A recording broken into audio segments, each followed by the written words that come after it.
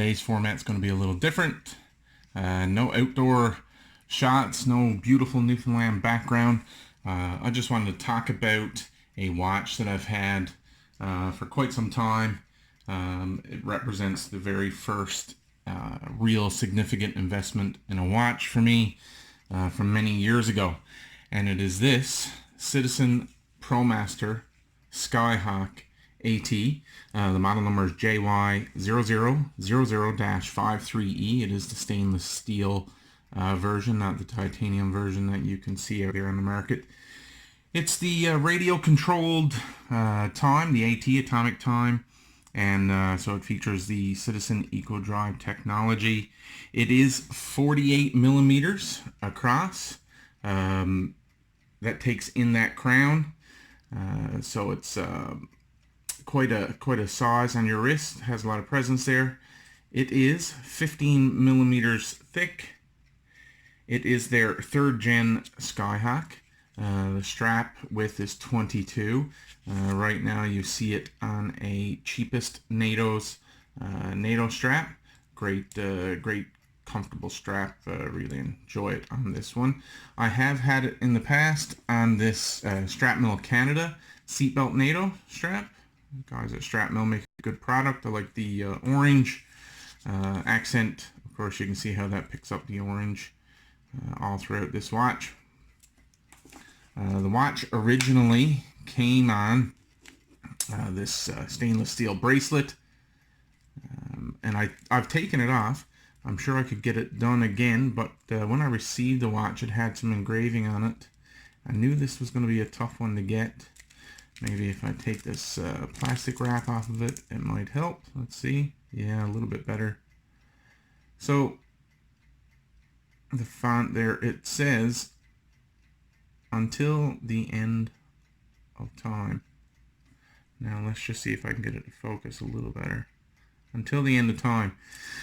This watch was given to me by my wife as a present during Christmas 2010.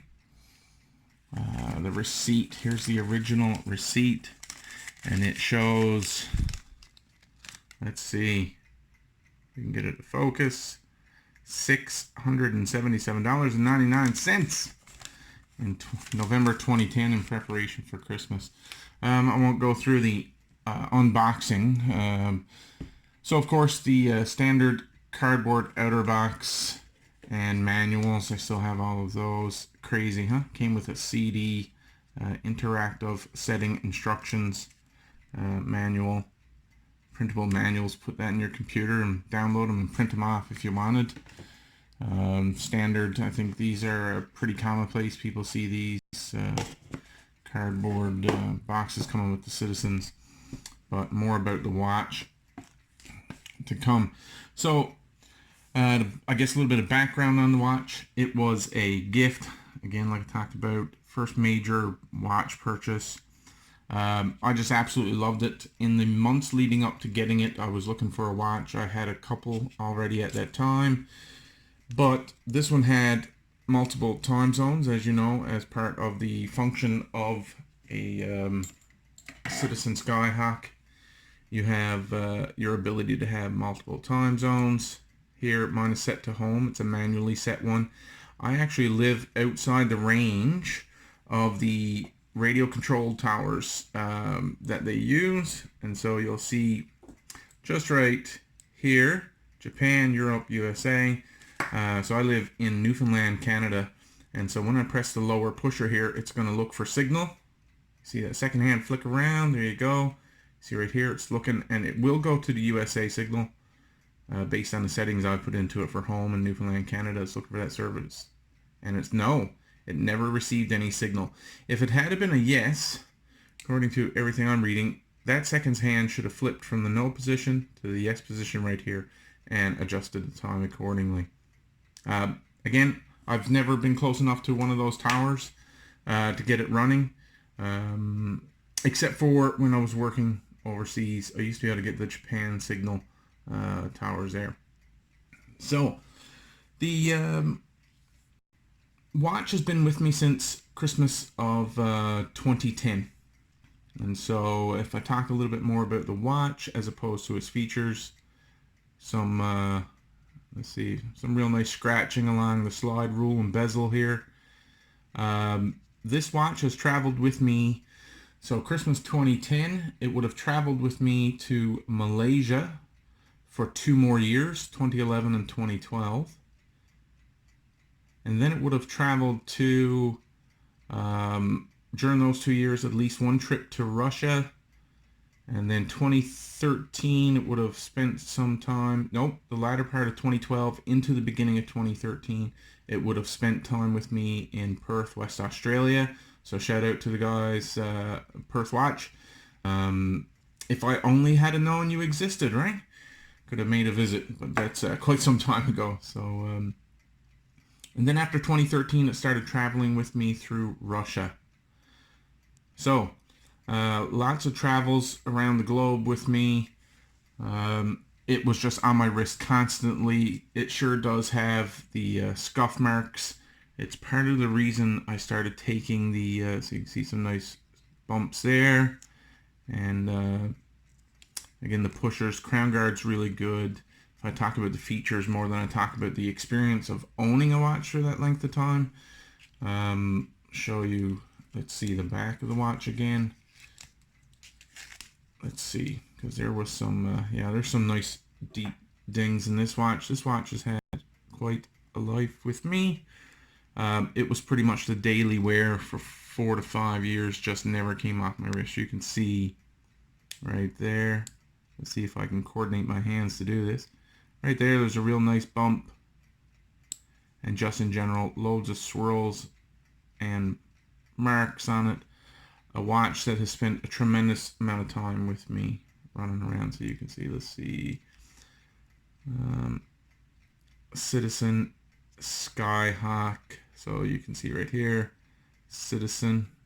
Very difficult to see. Citizen, Eco Drive, Skyhawk AT. So it's written through the middle. It's not very deeply engraved. So I guess over time it will eventually wear off. I got everything I need out of it. It's actually a little, I'll say scody, which means dirty. It's a little rotten right now. I don't particularly wash or clean this watch anymore. So it's got a huge amount of functions. So battery indicator is at full, which is perfect. I've never had, I did have one issue one time where it was reading like 3/4 and I could never get it to full. And my local watch guy that I go to, he taught me how to charge it fully and then reset the indicator. So that was pretty good. AM PM subdial and UTC subdial there. So the lume on them, it's a Citizen lume. I've not been able to confirm what type of lume it is, other than to say that it's a Citizen lume, and it's not great. All the indices and the 2 hands, so all the hour markers and the indices, we'll say, and the hands are lume, nothing else. It's got a backlit LCD. There you go. I noticed recently, yeah, I'm sure everybody's going, holy crap, what's that? But let me see if that's happening. Only the camera is picking that up. So that flicker on the left-hand LCD display doesn't happen. You can't see that with the naked eye, so it must be something to do with the frequency of the cameras. The shutter rates, I don't know. Somebody I'm sure will be able to tell me in the comments. So, yeah, the watch came off the strap. Of course, you can see because all of the desk diving, all of the smacks this thing was taken, literally never, ever, ever came off my wrist.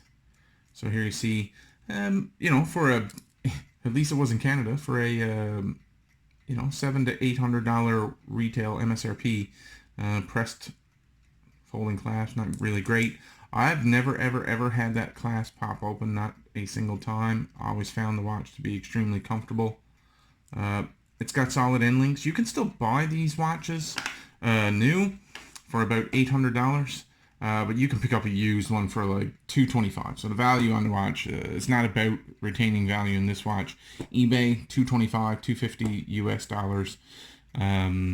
So if you're really interested in having one of these pilot, flighty type citizens, I'd highly recommend it. But unless you really, really, really want a new one, I'd look at the used market pretty quickly for one of these. So I've had the crystal replaced in it once, so it is a mineral crystal. This cost me, the servicing and replacement cost me about $140. Now let's see if I can catch that with the light so you can see it. I was able to do it earlier. I guess I should have filmed it earlier. And oh, there you go. Excellent. So you can see that crystal had taken some major smacks. It was just so scuffed up, so rough. You really just like the display, the watch looked so ratty, but with a fresh crystal in it. So let's just let's do this, so you can see just how nasty that thing was. Yeah, it was nasty, and so well worth doing. Let's see. So I kept it, of course, because I'm a bit anal retentive, probably. My wife thinks it's absolutely ludicrous that I would keep such a crappy crystal. It's not like I'm trying to keep records on an investment watch and I'm going to end up selling it one day, because this one's not going anywhere, and for what it would get me, it wouldn't be worth doing anyways.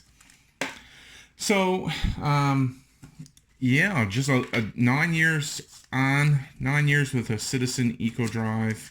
So the Barry's the guy. Barry Strickland. This is in Newfoundland. 5 Becks. There you go. Murray Premises. Grand Time. He's a certified Swiss watchmaker. Really great guy. Services all my watches for me. I wouldn't take them anywhere else. He gives a little bit of a warranty on them also, of course, when he's doing that type of work, which I can't get from any of the local, I'll say jewelry dealers, because we don't have sort of like dedicated watch dealers here in the St. John's, Newfoundland area. Some of the resources I used, I want to give those guys credit through YouTube channels. Were Citizen Watch US YouTube channel had some great video content, and it had the U600 setting instructions you can find online, which is also in these books here. Chris at Watch Shop UK and Nick Shabazz. All watch videos, Stuff and Things. Why is it a Promaster? I'm not sure either how they designate which watches are Promaster and which aren't. But it does have the Promaster logo. You can see right there at the 12 o'clock position, and again on the crown. Sorry, the sign crown. Wow. The crown is not screw down. It is just a push-pull crown. There you go. The bezel, and I'm definitely not getting into the bezel, because honestly, guys, I've just never ever used it. It's a slide rule bezel. And so let's be honest, this is just, for me at the time, was a glorified fashion watch. I liked the look of it, and I did like the time zone functions because I was doing so much traveling. So I would set time zone for home and set the time zone for wherever I was working. Other than that, I just like the look of the watch. I have no clue how to use it. For times, you can see the inner ring there. There is a proper name for it. Don't know it. Slipped my mind. But the slide rule. So it's been a phenomenal watch for me. 9 years now. This December, that I've had the watch. Absolutely love it. I'd highly recommend it to anybody. Citizen Eco Drive watches. This one's just stood up to some serious abuse. This one never came off my wrist for any reason whatsoever. At the time, I only had 2 watches that were worth wearing. It was this one and a Walmart Armatron, which I've shown on my Instagram page before. This video is getting a little lengthy now. I don't want to drag it out any longer. This is the Citizen Promaster Skyhawk AT JY0000-53E stainless steel. Absolutely one of the best watches, bang for your buck. Some people might argue that it needs a sapphire crystal at that price point, and for what you're looking, if you're looking for comparison, yes, yeah, it probably could do with a sapphire crystal. I'm not sure what the Seiko Flighty has for a crystal. I didn't look it up. So that's is it better than the Seiko SNA Flighty? Who knows? So one last story. This watch was with me in Malaysia in July 2012 when I had a bit of a problem with. I didn't have a problem. Apparently, they had a problem. The Malaysian immigration didn't like the fact that my work visa had expired, and so this was on my wrist as I was taken from the lineup at the immigration to get on my flight to leave the country. It was on my wrist for 6 hours in detention at the airport. It was on my wrist for the following 8 hours of detention at the immigration headquarters in Kota Kinabalu. And it spent the next 10 days with me detained in Malaysia. No passport, under investigation. And so it's been around with me. This watch has got a lot of history with me. 10 days detained in Malaysia, it wasn't any sort of locked up abroad scenario. I was pretty lucky, all in, to get away with having to spend any jail time in Malaysia, although I do have a fine, and I have all that paperwork here with me now today as a reminder to never, ever let a company truly be in charge of what you're doing in a foreign country. You are always responsible. Remember that if you're doing any traveling, guys. You are always responsible for your paperwork, your legal ability to be in a country for work or for pleasure. Don't ever forget it. So this watch is definitely near and dear to my heart. Present for my wife. It's seen some action all over the globe with me in the oil and gas industry, all the different places I've visited. Let's see it again. There we go.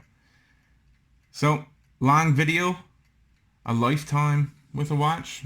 Not 10 years, not 9 years, but it's the closest thing I've got to a watch that shows the scars and bruises of a well-worn, well-enjoyed watch. I hope that you've got one in your collection that means that much to you also. If it's from a parent, grandparent, grandfather, uncle, someone special in your life, or it's your own. Enjoy it. Wear them. Don't be scared to wear them. Take good care of them. Service them, but don't be scared to wear them. They represent times and stories that you'll never, ever, ever forget.